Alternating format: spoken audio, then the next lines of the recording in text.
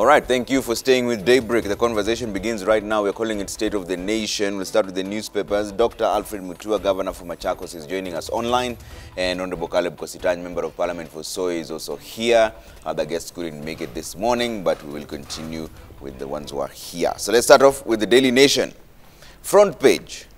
Politics. DP started being sidelined after the 2018 Uhuru Raila truce. And the question the Daily Nation is asking is, Ruto, is he a victim or a schemer?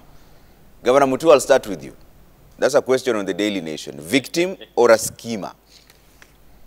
You know, first of all, I want to say jumbo to all our viewers and listeners from all over the world and in Kenya, and say it's always good to thank God when we wake up in the morning and say thank you very much. And also to, first of all, congratulate the Kenyan 800 meters Olympic team. I watched the race yesterday, where Korir and Koech did us proud. I also watched the 5,000 meters, where we took bronze and others.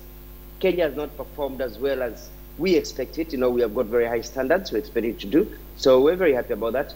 I want to congratulate also the country of Uganda for their first female gold medal ever, with, I think, a lady called Chimutai. So congratulations. So the Olympics have really been messed up by coronavirus, but they're a celebration of the human bond and human spirit of competition. So congratulations to our team. Now here in Kenya, we also have our political gymnastics, as you have aptly said. And, you know, from my background of studying propaganda and politics and others, I'm looking at this and I'm thinking that whoever is doing all these charades against William Ruto is actually enhancing him. What people are doing when they start blocking Ruto from flying, when they start talking about regulations, all they're doing is building Ruto. This reminds me of the Donald Trump, you know, campaign. Donald Trump was being vilified. He was being blocked. He was being accused. He was being doing all this, which meant that he was in the front page of newspapers. He was top news in all the media stations, and that gave him exposure. And exposure means people look at you as a leader, likability. So they basically think they are pulling Ruto down, but they're actually building up. It's basically a bad era.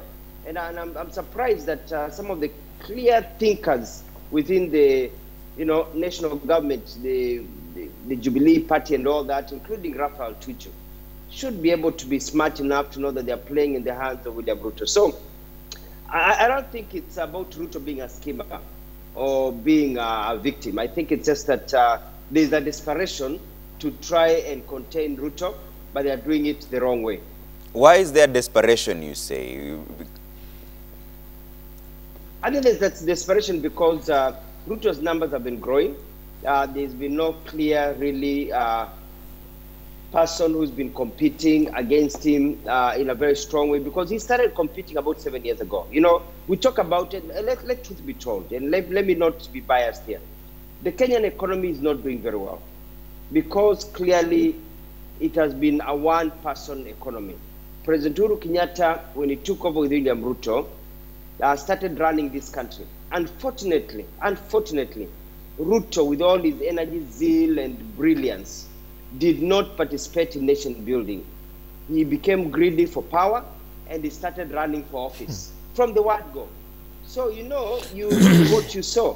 So he's been really just campaigning, going for Harambee after Harambee after Harambee, and not really taking care of the people that you're supposed to take care of. It is, for example, you hire a maid, and instead of that house help taking care of your children, that house help starts now going door to door, advertising themselves, how good they are, talking to the other neighbors, playing with other neighbors' kids, and yet your child back there has a dirty underwear, has dirty diapers, has not been taken care of, because the house help is busy. And then the house help comes back and says, now when I become the main one here, not the deputy house help, I'll be able to clean up the house. That is the main problem. So people feel that Ruto has surged ahead because of full campaigns, and they feel that now they need to pull him down. But they need strategy. The way they are doing it is backfiring. All right. Honorable Kositany, is Ruto a victim or a schemer? Thank you, Trevor. And like my colleague in the panel today, Governor Mutua, I want to congratulate the Kenyan Olympic team those who have brought us medals and even those who didn't succeed. We know that they put in their best effort, especially Omanyala, who has actually put our record in the sprints, and it shows that we have enough talent in this country, and we need to nurture that talent. Coming to the discussion of today, I think William Ruto is everything. He is both a victim, and I think, as Governor Mutua has said, those who are fighting William Ruto are doing it in the wrong way. And it seems that they are under instructions, and everybody seems to be wanting to humiliate William Ruto to a certain percentage in order to get some marks from somebody. We have seen cabinet ministers stripping over of who can insult William Ruto better than the other, who can humiliate William Ruto better than the other. But I think the biggest point is they get it wrong, because William Ruto is a go-getter. William Ruto started discussions on how to take over as leadership in Kenya in 1992. We had a discussion in 1992 when we were campaigning for Kano. That time we were members of YK92, and we sat down with even Cyrus Jirongo, who was the chairman of YK92, and we said we need to plan. In the future, we need to take over. Leadership is going to be in our hands, and I think of the team, the one who has been blessed with that leadership of the team that was in YK92 is William Ruto, and we are there to support him. And I think what people need to discuss now is not William Ruto did this or did that. What has William Ruto done, the person, in every docket that he has been able to perform in? Has he performed? Has he delivered? Does he have a track record? Those are the things we should be discussing, rather than just saying, oh, he disrespected the president, he started campaigning early, there is no time limit for campaigns in this country. And William Ruto has not started campaigning. If going to an Harambee is considered campaign by other people who don't want to contribute to Harambees, then so be it. William Ruto did Harambees for churches, for people who are suffering here and there. He went and officiated at government projects, like he said yesterday in his interview in one of the stations owned by this media house, that he can account for the first term of Jubilee, or the first time where he worked very closely with President Uhuru Kenyatta. He cannot account for after the handshake to date. Yeah. He cannot account. And it is out in the public domain. William Ruto was put aside. Yeah. Other guys were brought in. The opposition was brought into government. And that is where we are. And yet the president himself says that he has managed to achieve more in his second term, when Ruto says he wasn't part of the government. Well, well, I heard the president say that, and I was wondering, what has he achieved? Was it because BBI has failed? The Big Four has not taken off. We have seen our economy go down, and I don't know what the president achieved. He should have highlighted what he has achieved, because from where I sit, I don't see any achievements that we have made since the handshake. Well, Governor Mutua? You know, several things. First of all, I think my good friend, Mheshimiwa Kositani, should not be very proud of YK92, the Youth for Kano 92, because we know that that was an organization basically to legalize corruption. And so I'm surprised that you come from that route of corruption that has ruined the lives of many Kenyans, including myself and others who have struggled to make it in life because of the plunder that was done by the likes of the people that you mentioned during YK92. So I would disassociate myself, as I was you, from YK92. It doesn't have a very good history. I know Kenyans have very short memories, but some of us remember the economic plunder in the 1990s of this country, when the IMF and the World Bank declared Kenya really to be a banana republic because of the plunder of national resources and the scandals that were there. Several things. One, it's, you know, if I can revisit this thing about the airline and being blocked from traveling to Uganda. And I think it's pushing it too much, because there is no really law or regulation that says that the deputy president or an elected official, really, they are not civil servants. They are elected state officers, to get permission from head of public service to travel. The reason that was done with public servants is basically to curtail and actually contain government expenditure, and also to monitor who is where in terms of the public service. You know, you're an elected official, so that is not there. And I'd like to tell the people who are actually pushing this immigration and others a story that was told to me by one Raila Odinga. Raila Odinga told a story about Martin Shikuku, the late Martin Shikuku, the legislator and former assistant minister. One time he was assistant minister for Home Affairs in charge of prisons. And he went to Manyani prison to inspect. And when he was in Manyani prison, he found some prisoners who told him that the living conditions in that prison were despicable and that he needed to do something about it. Deka blanket ni kadogo, weko na kunguni, chakula mbaya.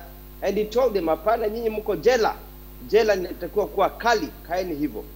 Not to know that fast forward a few years later, Shikuku was detained. And he was detained at Manyani, where he started crying foul about the living conditions of prisoners in Manyani. So you have to be very careful, because what you are thinking you are pushing against one person can be used against you tomorrow. So you need to set standards and think about yourself. What if it was me in that position? The other thing is Kibicho is a good friend of mine, Engineer Kibicho, Minister for Interior, anamulikwa sana, but that is where you've got a government spokesperson. Kibicho should keep off media. Let the ministers talk. The PS of Interior should keep off media. You need to be felt and not seen. Let your power be power that is felt by your work and machinations, but shouldn't be seen. Keep off media, because that now exposes you as a target. Now it looks like Kibicho against Ruto, against all these things. Let the government spokesperson do their work. Let him or her do his work, so that the work can be seen. Let the government explain itself without using the minister, the PS or Minister for Interior, and that is why that office was set up. Now, Kositani there, I think also, let's be fair. Yes, Kenya has a lot of economic challenges, but President Uhuru Kenyatta has been able to do a lot of things. We know that in the first term, they promised a lot of things. They promised stadiums, they promised roads, they promised a lot of things, and you know there was issues with corruption. I had a chance to talk to President Uhuru Kenyatta, and one time I asked him, what is the big problem with you and William Ruto? And he just laughed it all. But at the end of the day, as we go to the competition, I think his main problem was graft. And I think he felt that work was not moving because of many interests. Look at the development of SDR. Look at the development of other things. There was a feeling that William Ruto and his camp were so busy scheming and stealing from the people of Kenya that it was untenable. That is the main thing. This undermining the president and also stealing from the people of Kenya is what broke Ruto and Uhuru. I mean, these were fellas, if I can call them fellas, forgive me for using that word, were holding hands like newlyweds wearing red ties, forming their cabinets, very happy. They say tuko pamoja in Jubilee. What happened? What fell apart? And Uhuru Kenyatta has worked. His projects are now springing.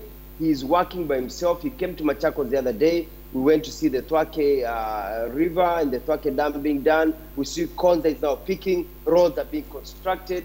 The housing program is going on. KMC has been revived. The works that should have been done in the first term, Uhuru Kenyatta is doing them by himself in the second term. Let's ask ourselves, maybe Kositani, you can tell us, if somebody is working very well, why sideline him?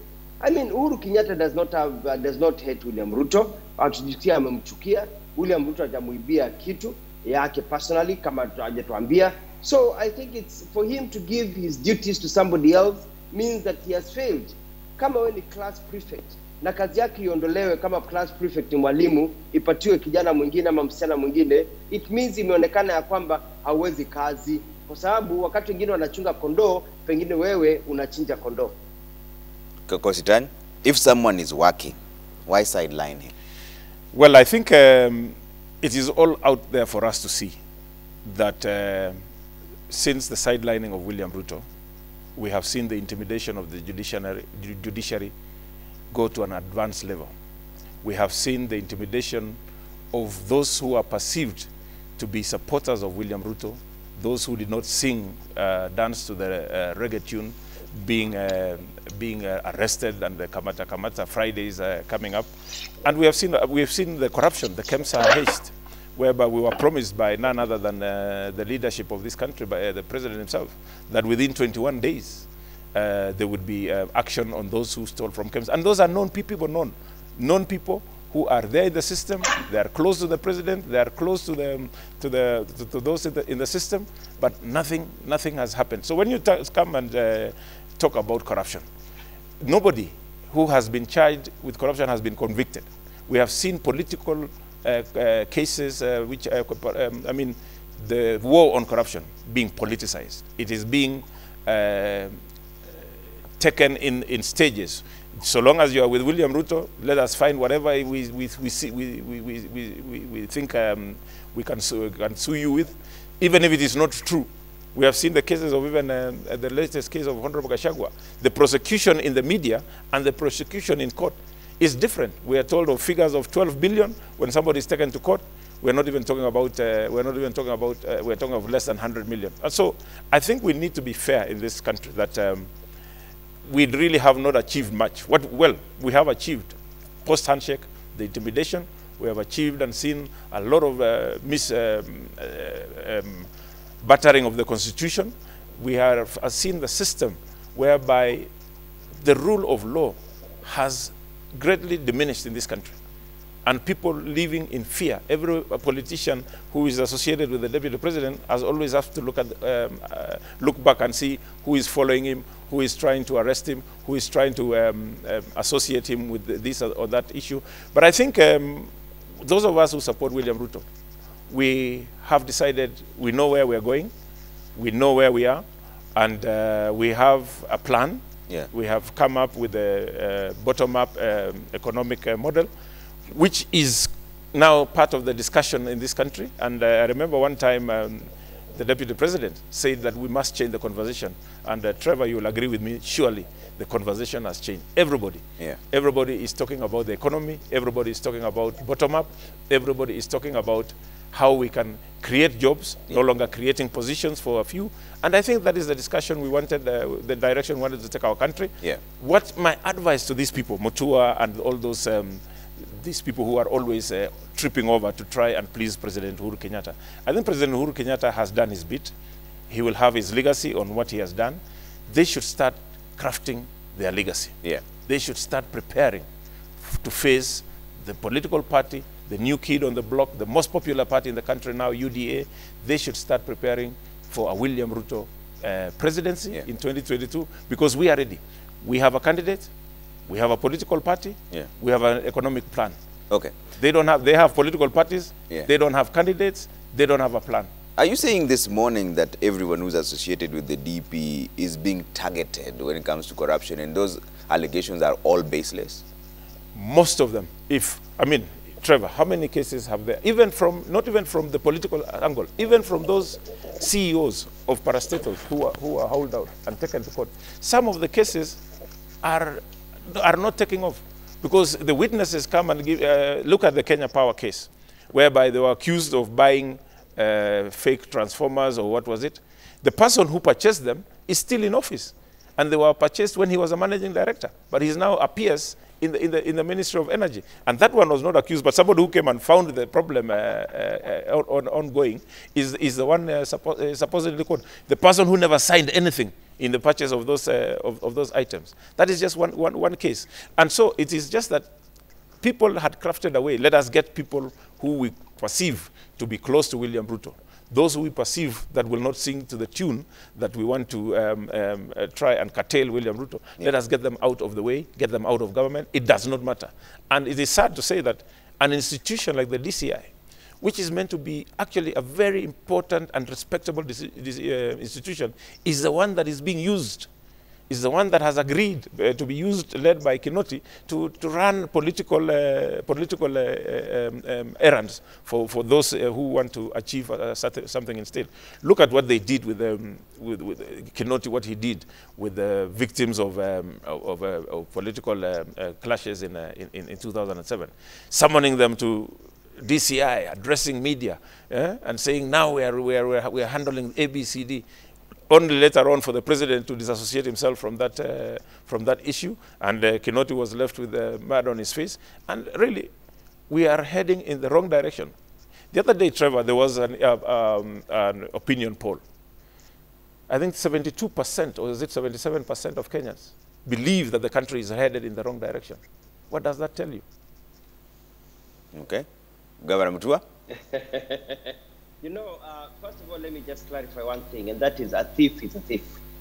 Whether it's a thief who supports Uhuru Kenyatta or a thief who supports William Ruto or Raila Odinga or Alfred Mutua or any of the other strong candidates, a thief is a thief.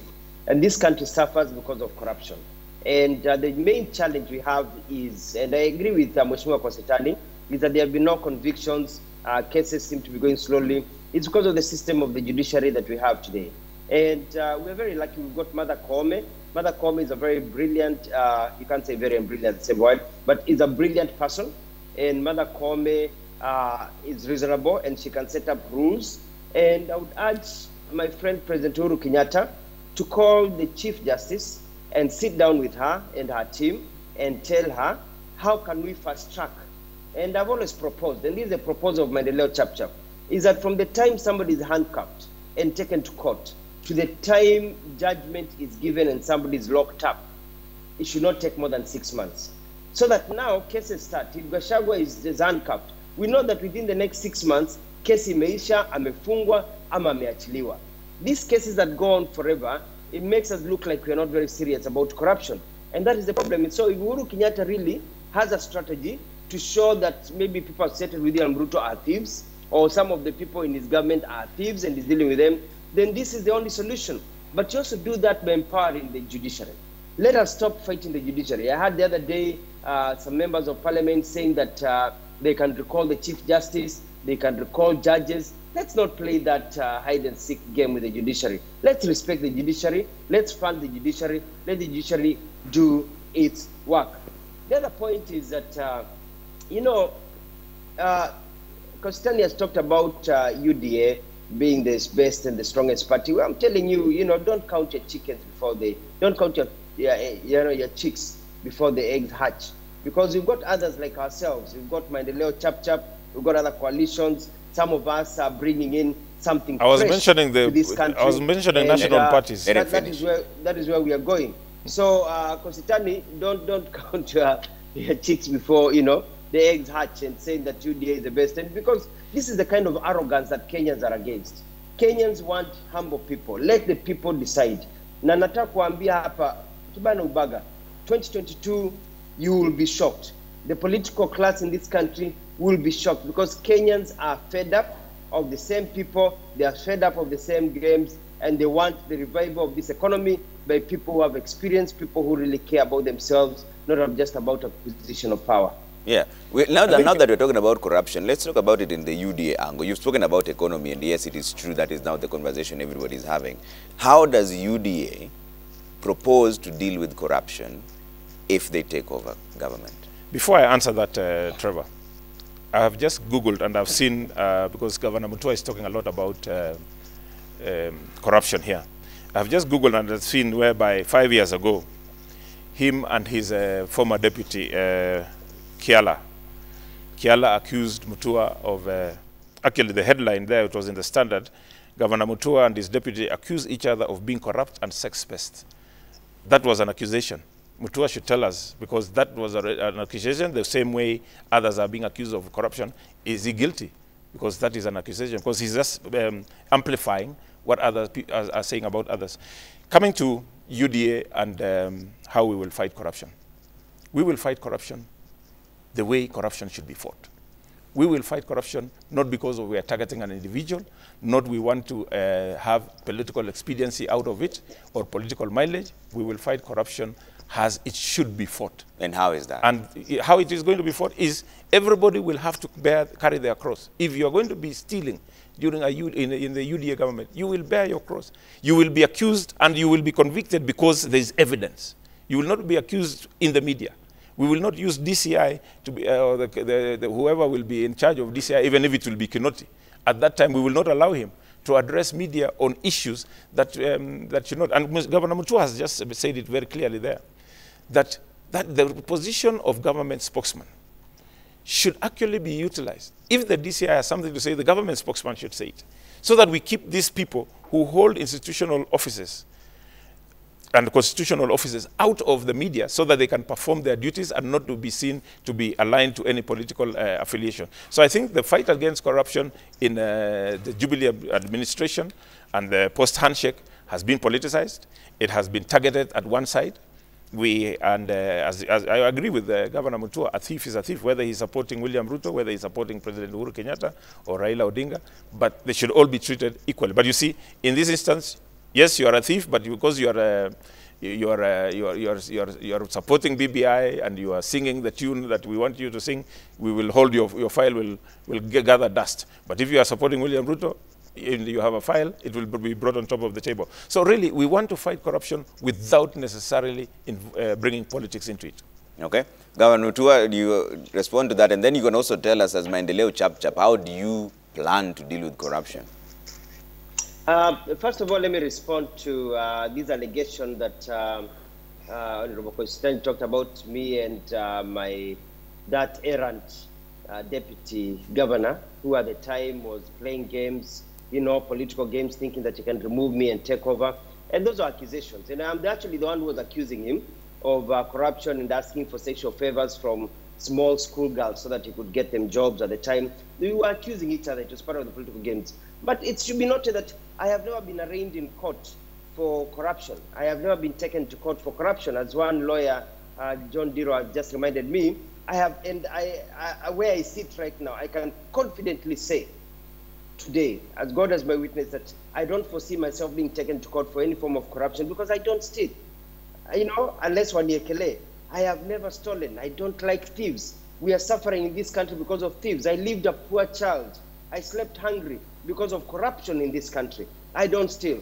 But others have been taken to court. We know that, was it 2010, 2012, when William Ruto was accused and was actually charged with stealing public land and that pipeline and land scandal. Yes, he was let go, but he's been arraigned. He's been fingerprinted for corruption. And other corruption allegations have been there with other people. But nonetheless, you are guilty once you have been convicted and found guilty.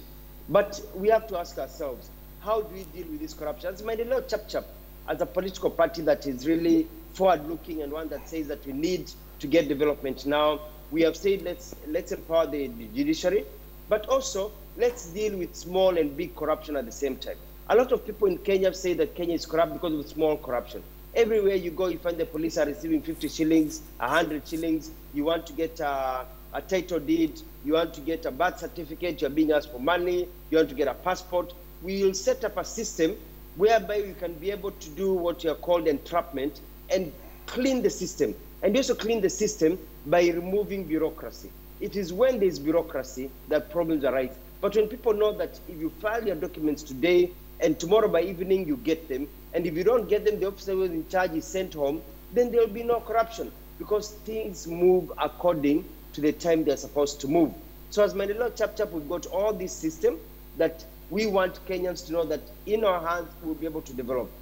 One of the reasons that I got re-elected in Machakos, despite all the political hogwash, is because I've been able to deliver to my people.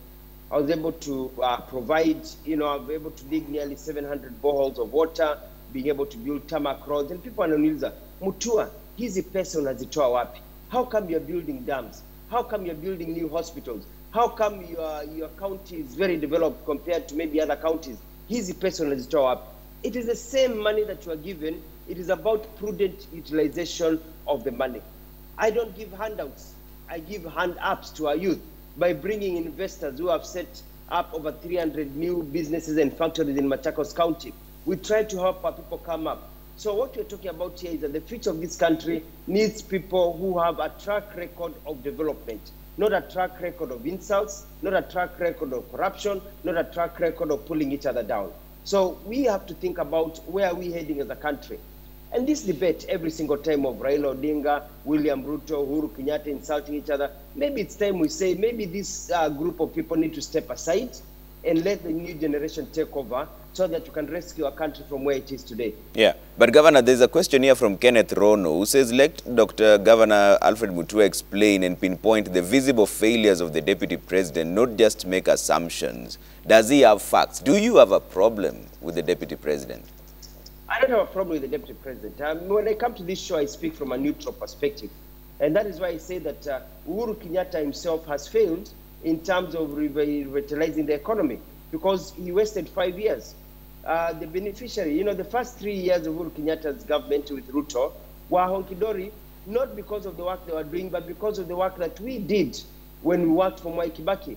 It was that three-year cycle. So when it was time for them, for their cycle to be felt 3 years later, there was nothing. because they failed. And I think that the economic planning and the things they put together in that 5 years were really not good. So I criticize where criticism should be there. But where Uhuru has worked and the things he has done and the things he has done, it's good to say that. Now, William Ruto has also done his bit. He's been around going to churches, he's done his things. He's a brilliant fella. I sit down with him and I've seen him in meetings, when he chairs meetings with the governors and when he's trying to put things together. He's very bright. He knows what he wants and he can actually do something. And he's actually been able to do a few things in this country that have done very well. He's been able to lead this country in quite a number of things. But also, I think he has put his energies in the wrong place. He has put his energies in campaigning and looking at 2022 all the way from 2013 instead of looking at what are the people of Kenya eating today. And that itself is a big blot in his character, because I think that if the energy of William Ruto is put properly, if the energy of William Ruto is channeled properly, he could have done so much for our people. But no, people don't change. That means that if by any chance he becomes president in 2022, that he will not concentrate in helping us, he'll be concentrating on getting re-elected. So we'll continue to suffer.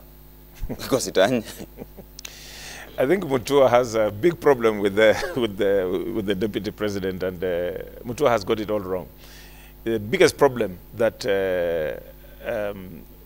Mutua has with William Ruto is he doesn't know William Ruto.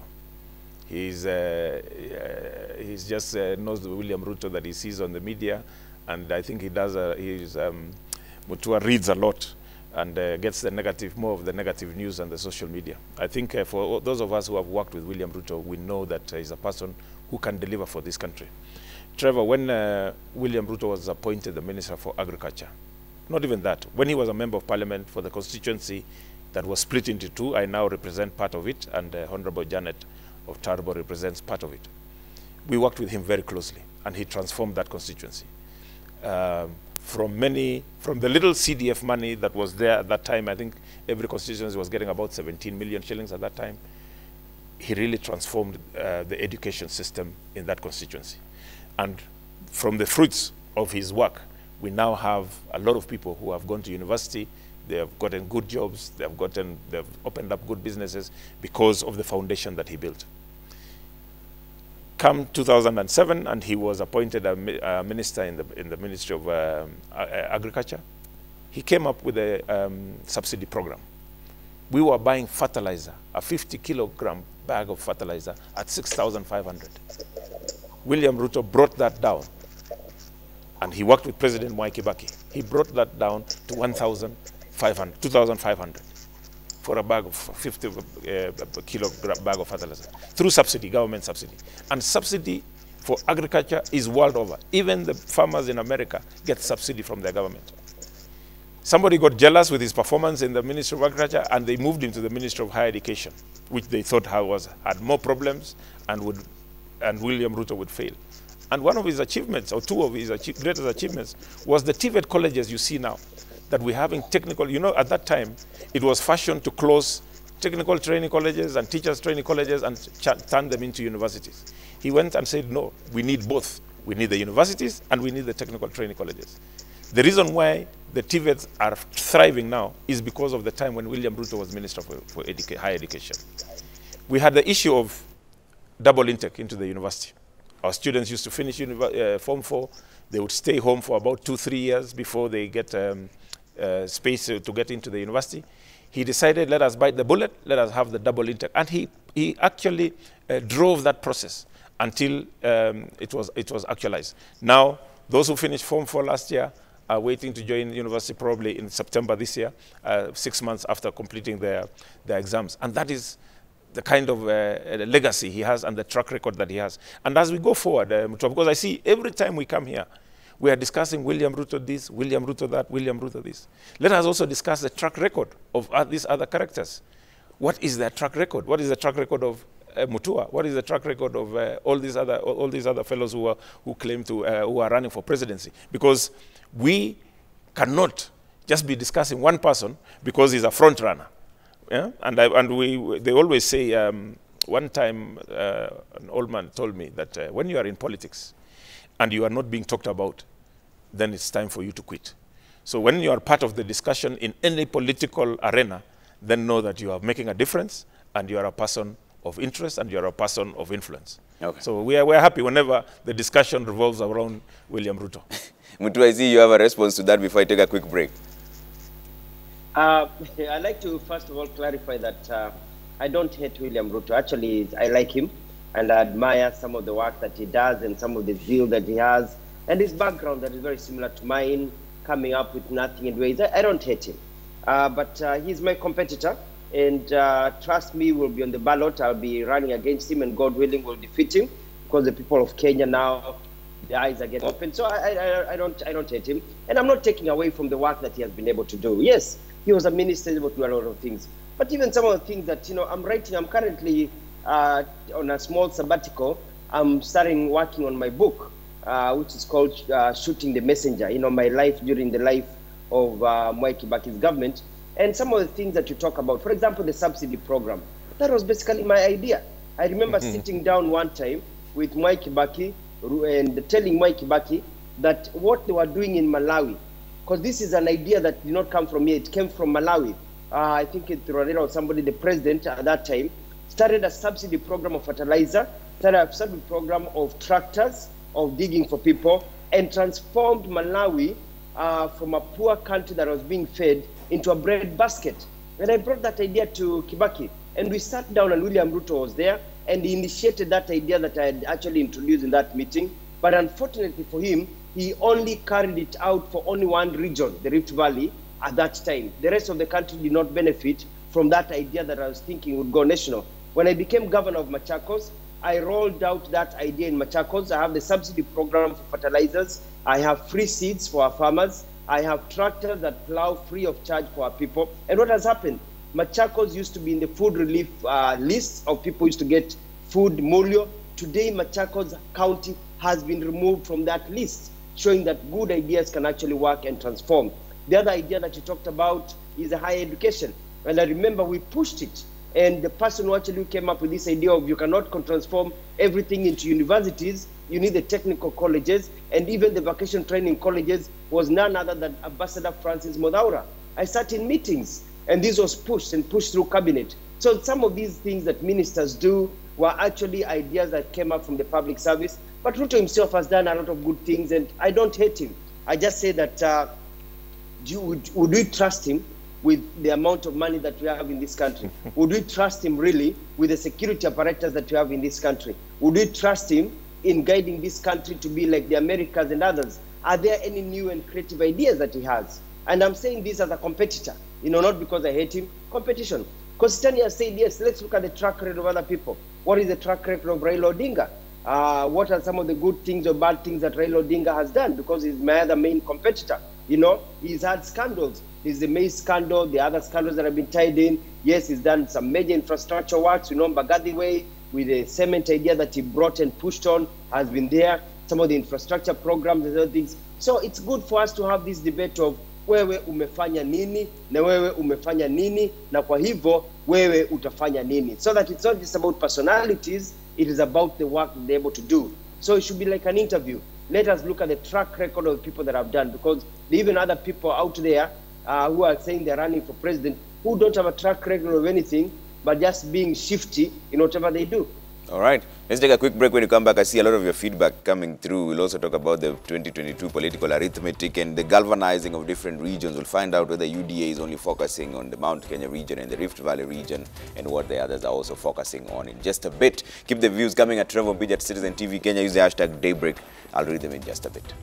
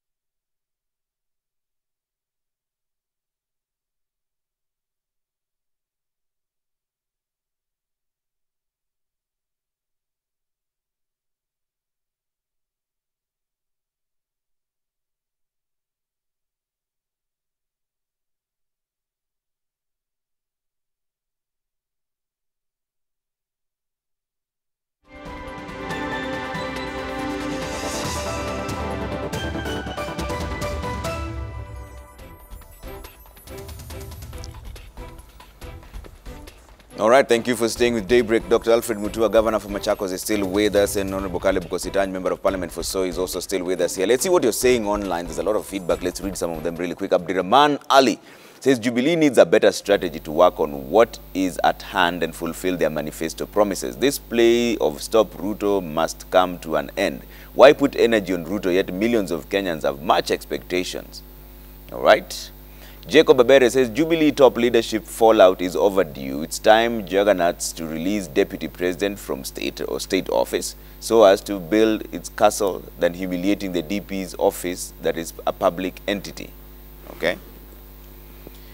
Viosakwa says the first time Jubilee took the seat, we saw something. The second term has been nothing but war against Ruto. The economy has moved from bad to worse. We want change, yet we are fighting the one guy who can do that. Okay. Otieno says, what will happen to all other Kenyans who will borrow a leaf from the president? No wonder no governor is working with his deputy governor. Soon, this will trickle to head teachers and their deputies as well. Lenny Leo says, when the government fails to deliver to its citizens, the only wise move is to blame each other so as to wipe the mess. What made them to unite in the first place? Okay. Mukindia says the problem with politicians today is the fact that they have no agenda for the country. William Ruto has clearly articulated his agenda. We have seen him in Ministry of Agriculture and Higher Education. He is a perfect boy in delivering services. All right.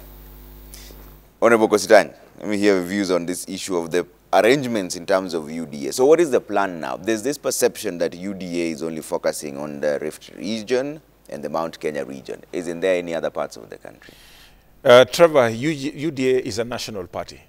In fact, as we speak, immediately after this show, I am attending a PG meeting whereby like-minded members of parliament from across the political divide, we are meeting with the deputy president this morning to discuss how we are going to push forward our bottom-up economic model and how we are going to engage further as we near the election. Remember, from Tuesday next week, we'll have exactly served 4 years in office, and we'll have exactly 1 year to the next general election, which is on 9th August next year, Tuesday, 9th of August 2022. So we have a plan. As you have seen from a tweet by, I didn't get his name, he says that William Ruto has a plan. He has given us his economic model, and why are people stopping the guy who we believe can do it? So those of us who believe William Ruto can do it are meeting. We are strategizing on how to move forward. We actually are being slowed down by these people who are still looking for a presidential candidate. You know, there was a bit of confusion when this Fight and Stop William Ruto program began, and a lot of people were promised endorsements at funerals. This one was promised, that one was promised, and they all believed that endorsement and started now sitting back and waiting. But it has come to play that even some people actually believed that Raila Odinga would not run. But now all indicators are that Raila Odinga will be in the ballot. You heard that from a meeting he had yesterday with the Jubilee Vice Chair, David Murathe, that Murathe said, this is our candidate for 2022. Yet they are the same people who had promised the other candidates. But I think they should now come up, let them smell the coffee. We are actually waiting for Raila Odinga to declare his candidature and the other Okoa Kenya, or is it One Kenya Alliance, to declare where they will fall. And then from then, we can now start gauging and give Kenyans a platform to choose from. As it is now, it's a one-man race, and we are actually being slowed down by that. Otherwise, we'd have gone further than we have. Okay. UDA is a national party. Yeah. No political party, any political party that cannot field a candidate in a by-election is a village party. We've had several by-elections, and it's only been UDA and Jubilee fielding candidates. And you find Jubilee cannot even field candidates in areas that they are not comfortable with. But we as UDA have fielded candidates across the country. Okay. And we are pleased and happy that we have actually gotten our first baby. We would call him the first baby, Kawanjiko, although we won a seat in Msambweni through supporting an independent candidate. We won a seat in Juja. We have won very many MCA positions. But I think it's now time for us to come out and actually declare that we are in UDA. Okay. It's no longer a secret. It is out there in the open. Yeah. Many Kenyans are joining the party. And we are prepared. Okay. We have everything. We have everything set. Okay. We have everything set. Governor Mutua, how do you intend to unite the country should you ascend to power? Because the reason I'm asking that, I see Remy Butia here says, we are witnessing the politics of betrayal in Kenya. We had high hopes in Uhuruto administration. Rift Valley is now being sidelined after delivering the Uhuru presidency. And Dr. Alfred Mutua should sell the chap-chap instead of telling us about Ruto.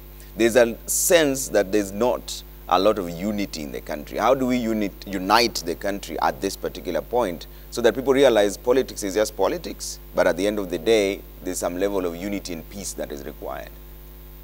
Yes, it is. And even before I say that, you're asking about what we would refer to as a missing link. What is the missing link between leadership and being able to unite and develop the country? But before that, it's also interesting to know that the other day, Mheshimiwa Keretu Murungu was, I saw somewhere in the news saying that Jubilee is dead, and saying that now that's a party that has collapsed and everything and all that. Now, there's somebody said in those quotes that it's going to be difficult for deputies to work with their governors and all that, the head teachers and all that. But the reality is this in life. Whether you're a CEO, whether you're the chairman of a board, whether you're a president, whoever, or a deputy president, whoever it is, you should never undermine your boss. If you're a deputy president, don't undermine your boss. If you're a deputy governor, don't undermine your boss. If you're a deputy CEO, don't undermine your boss. If you're a vice chair of a board, don't undermine your boss. Never undermine your boss. Anywhere in the world, it's basically a principle of working together. Do not undermine the person who actually appointed you, or the person who is your boss. You don't. And I think that's a problem that we've had in this country, is that where people, you get them into position, then all of a sudden they start undermining you. That has been the challenge. Now, I'm going to request the government of President Uhuru Kenyatta to recall some of us for a small discussion. Call us, call Ambassador Francis Modaura, call Governor Kimemia, call myself, call, a few of us, Stanley Murage, who are there during the times of Kibaki, and we'll show you a few games you can play of how you'll be able to deal with these people, because we're able to effectively deal with Raila Odinga, and I'm putting that in my book, how we're able to slow him down by being smart and using strategies that are political, that do not harm the country, that are basically games that you play in a very clever way. I am shocked when Mheshimiwa Kositany, who is a Jubilee elected member of parliament, clearly sits today and says that we won as UDA. We as UDA are holding a PG meeting. We as UDA. Well, he's still a member of Jubilee Party.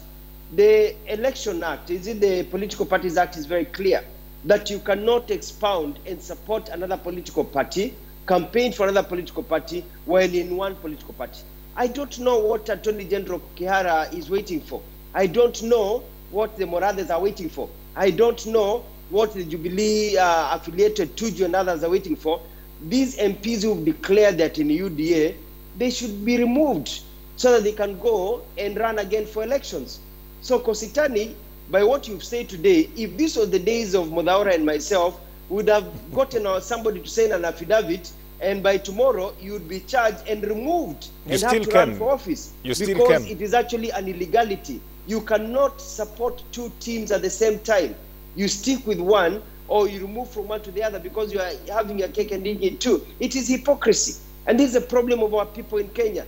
Take a stand and say, mimi niko hapa, siko hapa. Don't wacha kuwa waya. Unaenjoy matunda ya hapa, lakini unalala kitanda ya huyu. You are lying to the people of Kenya. Get out from Jubilee, run for UDA, and then watu watasema, yes, ni watu wa msimamo. Lakini unataka kulipa mshahara ya Jubilee, lakini unapeana matunda yako, unapeana your services to another political party. It is wrong to the people of Kenya. And our children are watching, our young people are watching, and wanasema, if these politicians can get away with having double standards, then we can all get away as Kenyans as having double standards.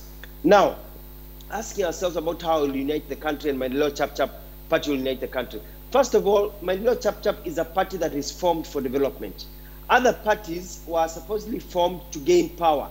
You find like Jubilee came together many parties so that they could defeat Raila Odinga You look even before that, parties like TNA and URP came together so they could get power. It was a coalition to get power, not necessarily to develop people.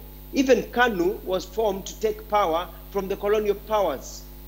ODM was a movement that was there to defeat the constitution in 2005 so they could take over power. Maendeleo Chap is a party that was not formed to take power, but was formed to develop the people of this country so that you can be like the Europeans, the Americans, Australians. So it's a party with an ideology for our people. It's a party that will change the country together.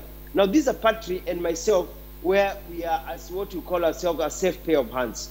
When Mutua here, God willing, is the president of this Republic of Kenya, hakuna kabila litotala alisema uwi Mutua amekuwa rais, sasa tutahamishwa. Uwi Mutua amechaguliwa, sasa kutakuwa vibaya, tutachukiwa. No, with Mutua in the presidency, everybody atakuwa analala anangorota. Because you know Mutua is not vengeful, Mutua is not tribal, Mutua will not chase you away, Mutua will unite you.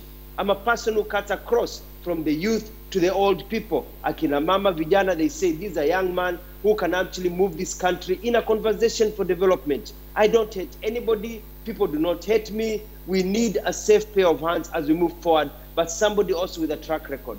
Okay. Trevor. All right. Kositany, what is the plan for UDA to unite the country? I'm stuck on this because there seems to be some divisions coming up and we are trying to avoid that by all means. What is the plan for UDA to unite this country? You see, Trevor, it depends on what is your definition of unity. I think UDA has united this country.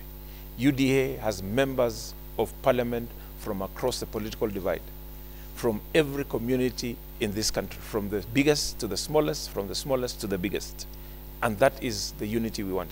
The biggest problem with, and I hope you're not defining unity, in that you must have those who have been there, and then those who are now in One Kenya Alliance and those who are in ODM, that if you are not with those ones, you are not united.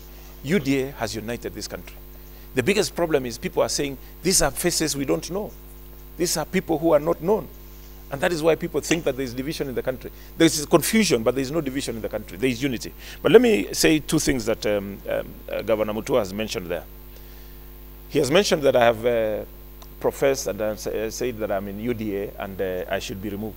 First of all, President Uhuru Kenyatta took a photograph with an ODM candidate when we were in the Msambweni by-election. I have not had Mutua criticize President Uhuru Kenyatta. So he should start first by asking President Uhuru Kenyatta to own up whether he has joined ODM or not. Number two, when he talks of undermining your boss. If you are in an arrangement and your boss is driving the bus and you can see that he's heading to a ditch, do you sit in the bus until he gets you to the ditch or you jump out? You jump out if you have the opportunity to jump out. And if he pushes you out, then you voluntarily leave and let him continue driving the bus. So if the issue of being loyal to a boss, if he's heading in the wrong, if the boss is heading in the wrong direction, my friend, you have to stand for what is right. That is the biggest problem with people now. Standing for what is right has been taken as being disrespectful. Standing for what is good for this nation has been taken for to be disrespectful and to be undermining your boss. Ruto has never undermined President Uhuru Kenyatta. If anything, if I were to become president, I would love a deputy president like William Ruto. A man who works without expecting any reward. A man who works with passion for the country, not for himself. In every function that we attended with the deputy president, even when we were opening roads, he said, my boss has sent me. This road, we did it. My boss has sent me. My boss has sent me. At no stage did William Ruto claim that mimi nimefanya. He always said tumefanya tukiwa serikali ya Jubilee. Okay. So I think we need to actually get out of, and I think I need to give some advice to Governor Mutua. He's so involved in fighting William Ruto. It's out of fashion now. It's no longer fashionable to fight Ruto. In fact, you lose when you're fighting William Ruto. Yeah. Try and project yourself as a presidential candidate, and I'm looking forward to the day those who will be running for president will have a live interview, presidential interview like the ones we had last time, yeah, with my presidential candidate William Ruto. We are really looking forward for that, okay. And we should have many of them before then. In fact, you should craft one and have one as soon as next week. Okay. In UDA, we are ready. Honorable Kositany, what is the people's understanding of the bottom-up approach? Your people as UDA, leave alone the Deputy President who started this whole conversation. What is their understanding? Because there were some people who were asking on Twitter that how different is that from devolving more than 35% of resources to the counties, having the Ward Development Fund? How different is it? You see, as it is now, the bottom-up approach is not anchored in the Constitution. It will be anchored in our not in the Constitution, in our manifesto as UDA. What we are saying, Trevor, is, and it is becoming difficult for people to understand, not because they don't want to appreciate, they know that the bottom-up approach is a very good idea. But their problem is it has come from William Ruto. How do we embrace a good idea that has come from William Ruto? That is the biggest. They all know that this is the way to go.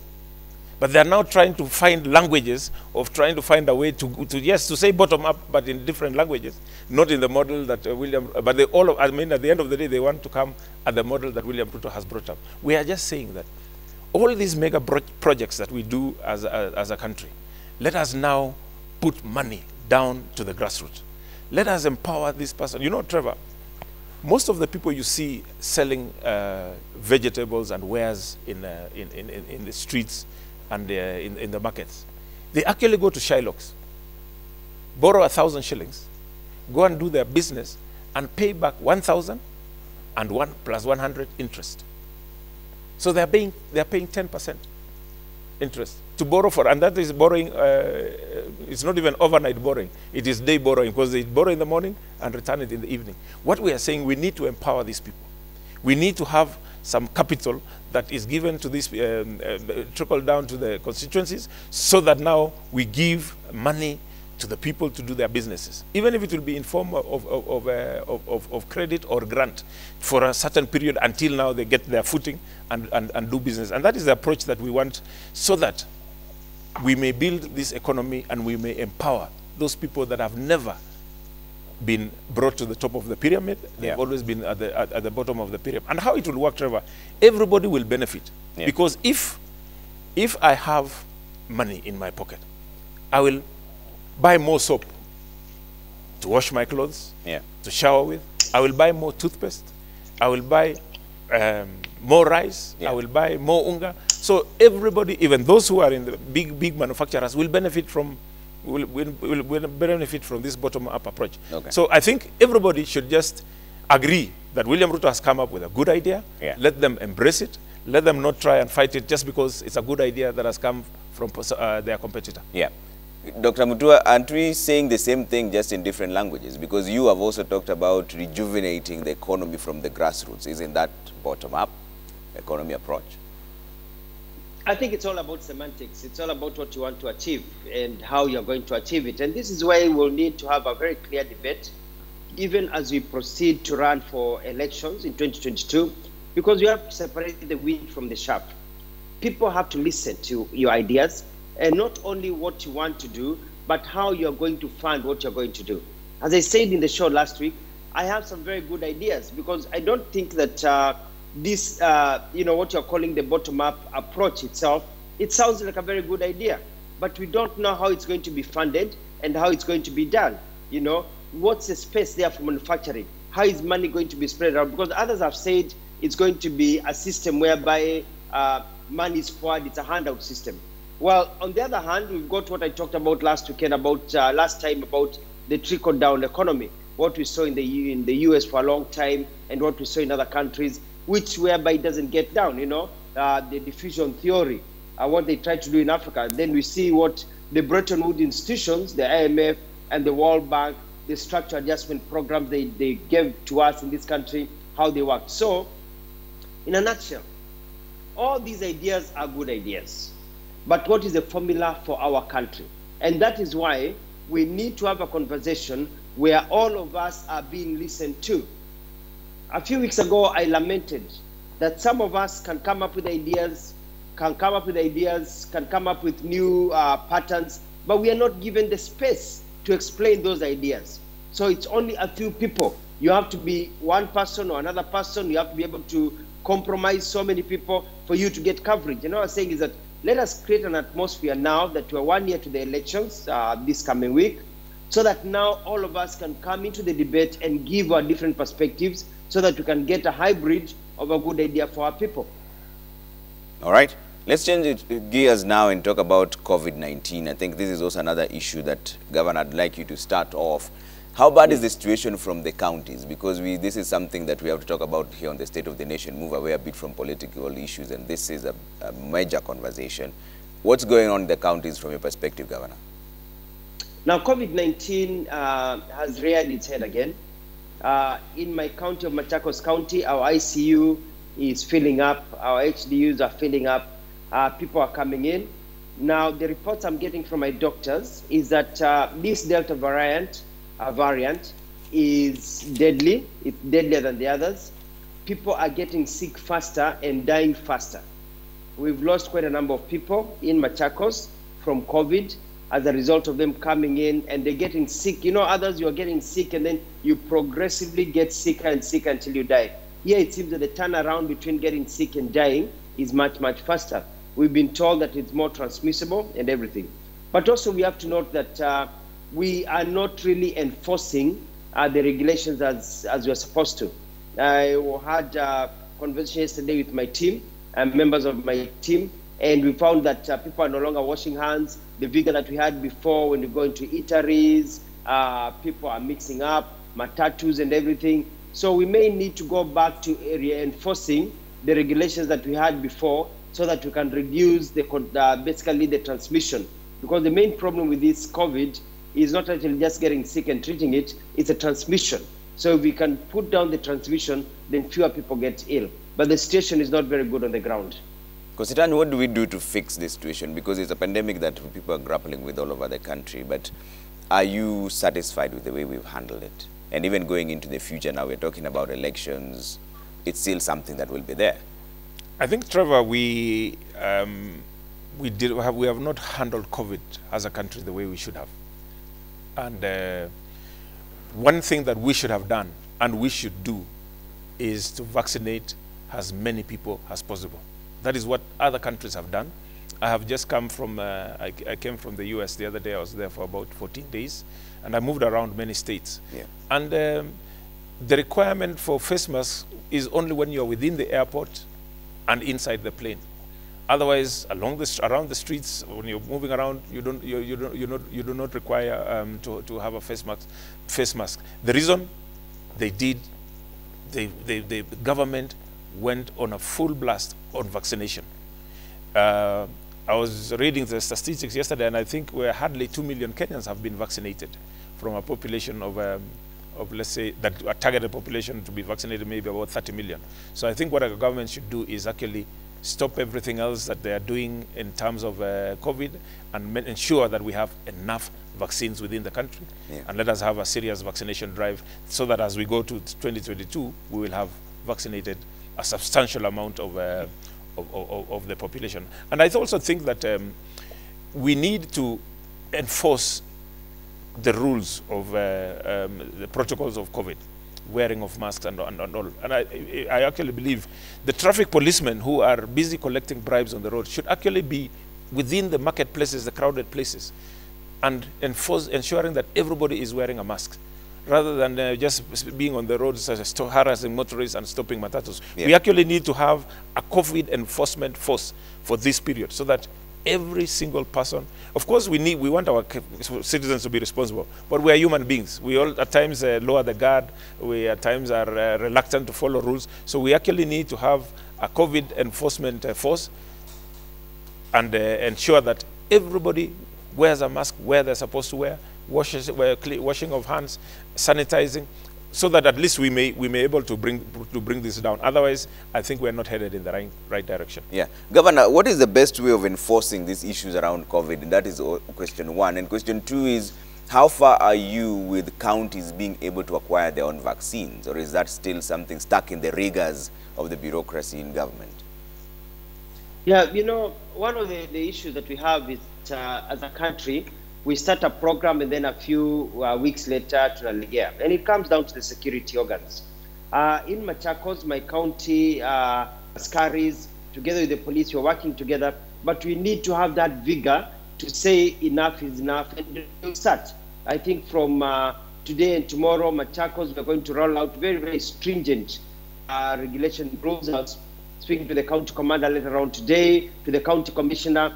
Let us enforce the set rules, because we've realized that when these are enforced, they actually help. And there's been a direct, correlation between enforcement of these regulations and a dip in infection rate. So we need basically to do that. Number two, about vaccinations. And before that, Kositani said that we did not do very well. I think we have to give credit where it's due. The government of Uhuru Ruto has done very well in combating COVID. Well, we came out very fast. We had the measures that are put into place, the masking and everything. The president has led from the front in terms of COVID. His minister, Mutahi Kagwe, and the entire Ministry of Health have really been out there. The public messages, you can't turn on a radio station or TV station without seeing a message about COVID. The government has done its bit. And let's give credit where it is. And I think Kenyans would have been worse off if the government had not done its bit. So congratulations. But yet there is still more that we can do in terms of enforcement, because hii mambo ya you are doing things 50-50. Let's eradicate these things. When it comes to vaccinations, two things. One, we needed really to be serious about vaccinations. We had a problem initially because the vaccines were coming in from India. Then India had its huge surge of COVID cases. So the AstraZeneca was stopped from being exported to countries because India was the manufacturing plant for the AstraZeneca from around the world. Even many of the medications is in India. So they decided to vaccinate their own people first. So that was a challenge. The other thing is that also we did not put enough money to get enough vaccines. I think when you have money, you can buy anything. If you have got enough money and you say our people need to get the vaccine, they'll get it. Because look at a country like Israel. Israel has basically vaccinated everybody in their country who needed to be vaccinated. Why? Because they decided we are going to put our money and buy at the highest price whatever we can to vaccinate our people. And that's what they did, because they looked at this as a danger, as a major, clear and present danger to their country. We did not. Why? Because we are a poor economy. Our economy is not doing very well. That is why we need to do a shift from all these players that have been there to something new that Mandela Chap needs to bring in, so that we are a rich economy, we can be able to do our things. But even more important, we need to also start thinking about being self-reliant. And I've been pushing for this. We need to develop our own vaccines in our own country. We're able to develop, we have to. We cannot say that it is difficult. Why is it not difficult to the Indians? Why is it not difficult to the Chinese? Why is it not difficult to the Malaysians? Why is it not difficult to the Americans? We can do it here. We need technology. Let us put up processing plants. Let the government put some money, our scientists to come up, and let's manufacture, even if it's on license, our own vaccines, so we can be able to roll them out faster. But we need to get more vaccines in so that we can bridge that gap very, very quickly. Because studies have shown that once you're vaccinated, even if you get the COVID disease, you're not able to transmit it quickly and you're not going to die from it. Yeah. That has been shown. Okay. Counties, we're still waiting. As you know, right now, even our budgets are not very clear. So we don't even have money to buy these medicine. But that's why 85% of the money stays in the national government. Let's say, put on hold everything, tununue vaccines kama vile Israel imenunua vaccines, vaccinate majority of Kenyans, and life moves on. So as it stands, counties have not received their money. Does that then mean that most likely, again, August salaries are going to delay or July? It's a system. It's a bureaucracy I keep on decrying. This is a bureaucracy. No, we've not received any money. Yes, we are still feeding in the budget. Machakos, we just got through the final stage of feeding our budget so we can start spending the money. But we have not received any allocations for May, June, and July for last year. We are still waiting. All right, let's shift gears again and to talk about this topic finally on the school fees issues. And also this, I'd like Honorable Kositany to start this off. Government says that they released money, the parents are complaining, children are back in school, but they're still complaining about the high cost. What is it that we are missing? And do you have the CDF allocations also? Yes, we have the CDF allocation, which has not been coming as it is. It has been coming in bits. And at least finally we are almost almost on. We still have money from the last financial year that has not been remitted, and it's a very sad affair that we are in that position in our economy. And I think going forward, we really need to invest seriously on our health and on our education system. If we have decided that we are going to have free primary and free secondary education, then let it be truly free. Let government get the resources and ensure that the resources that they put in school is put into prudent use. Yeah. Because we've seen an issue whereby fellows within the Ministry of Education come up with fake schools and end up allocating money to non-existent schools, or you have somebody who will blow the population of students he has in the school so that they receive money, and yet they have overstated the number of students they have in their school. So I think there's a lot that needs to be done in the education sector.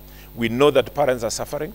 We know that Kenyans are going through a hard time, and that is why, Trevor, we say that this bottom-up approach will actually cushion us from these issues of lack of school fees. Yeah. Once we enable Mama Mboga, we enable the small-scale farmers get the proper farm inputs, then they will be able to produce enough food for consumption and surplus for sale, and hence they can be able to meet some of the costs of education. So I think it's a wider area that we really need to look at. But Honorable Kositany, you are the legislators. Why don't you summon officials from the Ministry of Education, for example? Because education is supposed to be free, but we can still see parents pleading online, students still not going to school, people still complaining that it's too expensive for them. Why don't you summon the Ministry officials and let them explain what's really going on? They have been summoned. I think the Ministry of Education, the Minister CS Magoha and his team will be appearing before the Education Committee sometime next week to explain on these issues, and especially to explain on how they have the safeguards they have put to ensure that the funds they have sent to schools are actually used for the purpose that it is intended. Yeah. So they will be appearing before Parliament next week. All right. Governor Mutua, what is the lasting solution to this issue around education? Because I know you've also dealt with people from your county who are not able to take their children to school, and yet it's supposed to be free.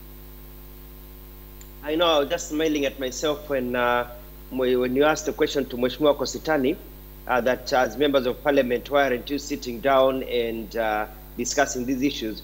Because earlier on he said they will have a UDA meeting, PG, to discuss politics. And that is the problem in this country. Leaders are not meeting at any time to discuss education.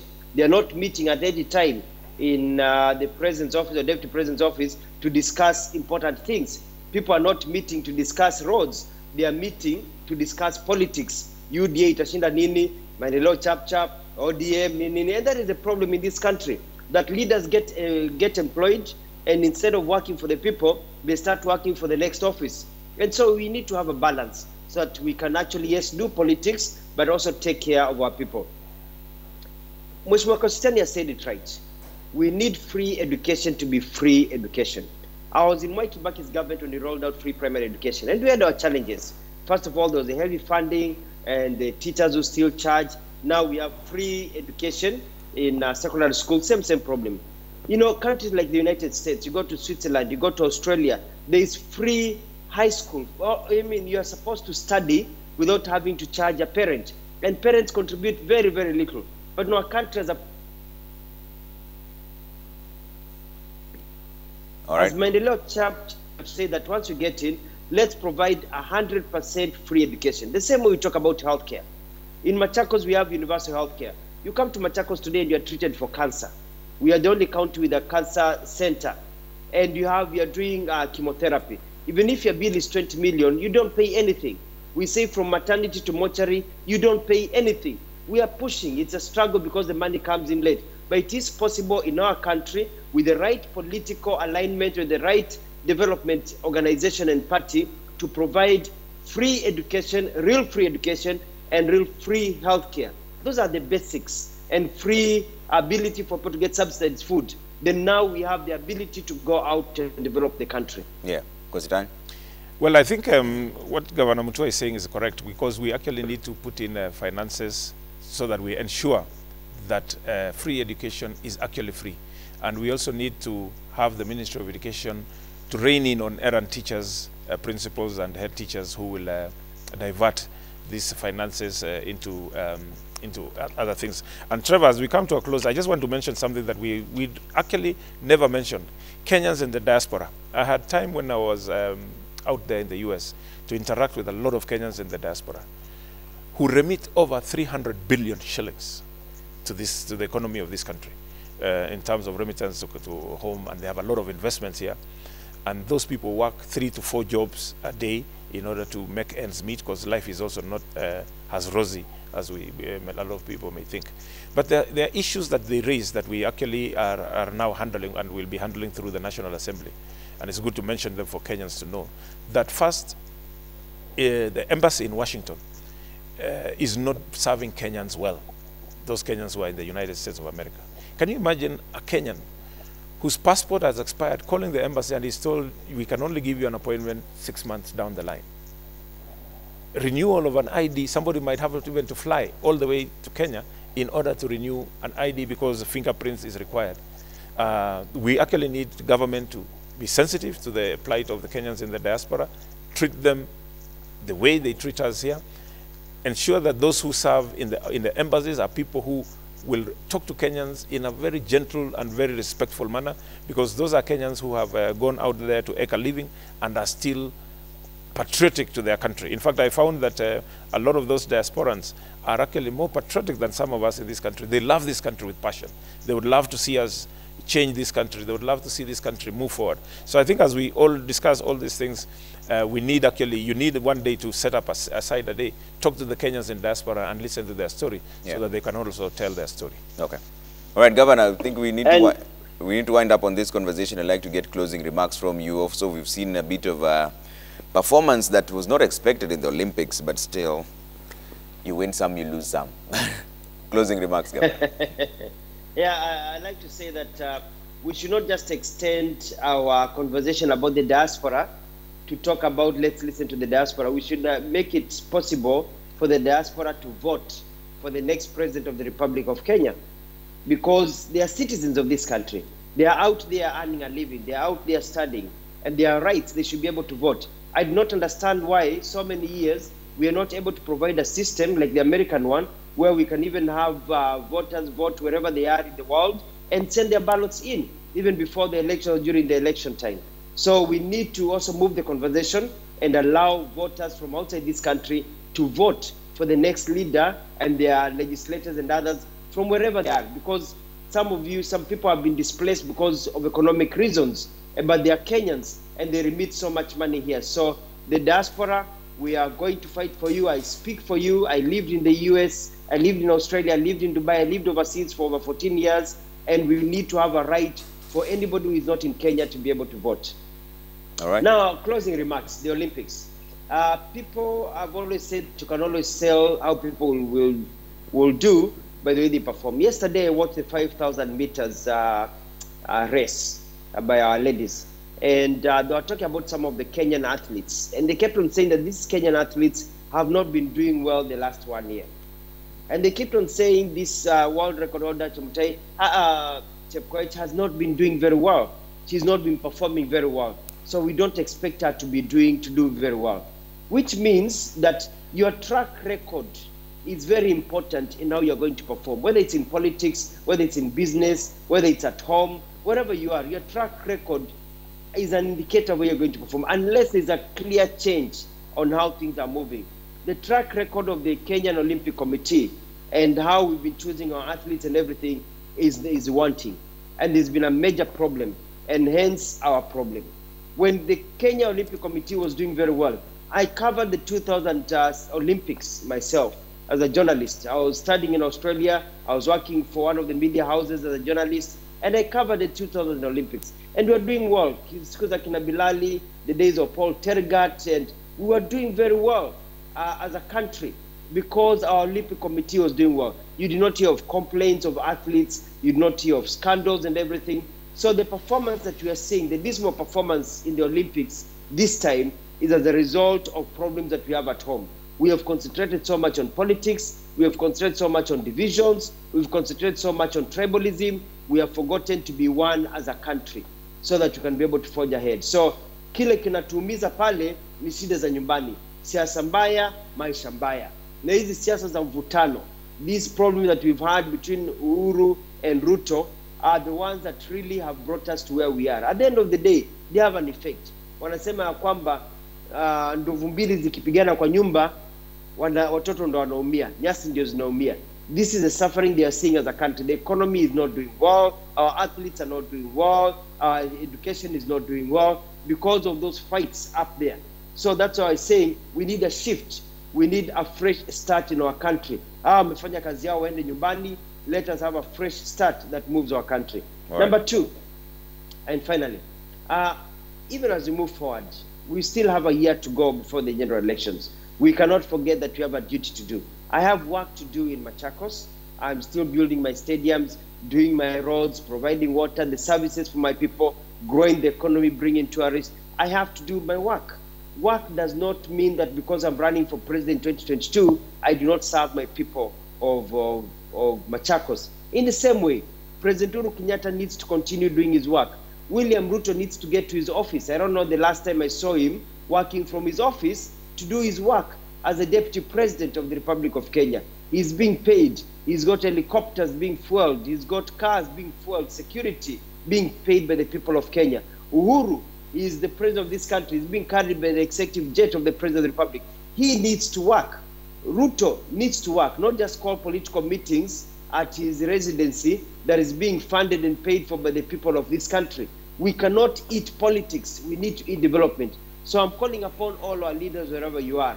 Kama tunacheza siasa, tucheze siasa, but let's politics be only 25% of our lives. Let 75% be providing for the people of our country. Our youth are at home, they are unemployed. Our mothers not have money in their pockets. Our people are suffering. Wacha kusema ati baadaye nitawaokoa nyinyi, mtakuwa vizuri. Hapana, tuokoe sasa. Wakenya wanataka waokolewe sasa. And that is why myself as Mutua, I'm concentrating on working on my people now, not only about the future, but providing for them now. All right, Honorable Kositany, as you close and also talk about the Olympics a bit. Well, I think the Olympics has not been what we all expected, but we know that in every sport, some you win, some you lose. I think it's a wake-up call on us as a country, that it's not that we need to be more prepared every other time, yeah. That we're going to compete. But I must say that at least everybody knows that we are big challengers in the athletics field, and I think we'll have to come back home, do a post-mortem, and know how we will agree and enhance our performance going forward, especially concentrating on areas that we have not been visible. Now we are visible in the sprints. It's unfortunate in the sprints. It's unfortunate that we had a doping case in one of our guys in the sprints. That is what we want to discourage from our athletics. We want our athletes to run clean. But as a government, as a country, we need also to tap talent. I don't know whether it's a story of Ferguson Rotich or Korir, one of the two, who actually got a scholarship and is studying abroad because of his athletics career. We need to tap that talent, yeah, and use that opportunity. In my closing remarks, as a country, we actually need to get serious on what we do. We really need to focus on agreeing that we all want to serve and move this country forward. If somebody can do it better than you, please give him the support and let him move ahead. Let us stop this charade of pulling one person down just because we feel that he's better than us. We feel that let us team up and pull him down, and then I will go up, even if I don't know what I'm supposed to go and do. Let us agree that this country needs a person who will work for this country for the good, okay, of the generation that is coming. And those of us who are in leadership now, it is upon us, and history will judge us very harshly if we leave this country worse than we found it. So we have to ensure that in whatever we do, let us be men of our word. And finally, let me say this. We must never let this country fall back on the gains that we made. We have the deputy president now in office because he cannot be sacked. That is the constitution that we are having now. We have the judiciary has an independent organ. We have the legislature has an independent organ, and the executive. Let them respect each other's role. Let everybody perform their duties without having to be intimidated and being pulled this way and the other by the other. So that we may actually build a nation of whereby institutions will run independently, and the decisions that they make are favorable to Kenyans and are acceptable because we know that they are free of intimidation from any corner. All right, let's bring up some feedback as we close. Before you finish, I just wanted to say thank you very much to Mheshimiwa Kositany, because when he was mentioning the qualities of the type of leader Kenya wants, he seemed to be talking about me. So asante sana ndugu yangu. Na Mungu akubariki na mbele iko sawa. Asante Alfred, Governor. Let's see what you're saying on your feedback as we close on this. Kowa Frederick says, for Kenya to reduce COVID-19 infection rates, we need to focus on where are our priorities. And that starts from the president to the executive. Do we need BBI crusades, yet we haven't vaccinated 1 million Kenyan population almost 2 years down the line? Okay. Jacob Ebere says, on school money use, please CDF office disburse bursaries and also again education systems work on cartels that are skyrocketing uniform prices, books. Kenyans have been subjected to specific stores that they get kickbacks. J. Frederick says, UDA is not that different from Jubilee. It's made up of politicians trying to hold on to some sense of political relevance. As for the bottom-up policy, can they please break it down? Otherwise, it will just be another petty manifesto with no plan. Albert says, Kositany is talking how they will empower small businesses. What about the purchasing power? For it to be called a trade transaction, there must be a buyer. Who's talking about the buyer? Engineer Lazaro says the trending talks of economic revival theories are just campaign gimmicks. All these leaders aren't new. They can't even explain why they failed to apply these theories from 2012. All right, that's where we leave it for now. Thank you so much, Dr. Alfred Mutua, Governor for Machakos, and Honorable Caleb Kositany, Member of Parliament for Soy. Let's do this again next week. Now we're taking a quick break. When we come back, Willis Bazu is on the decks, right? Cooking tips, it is. See you in a bit.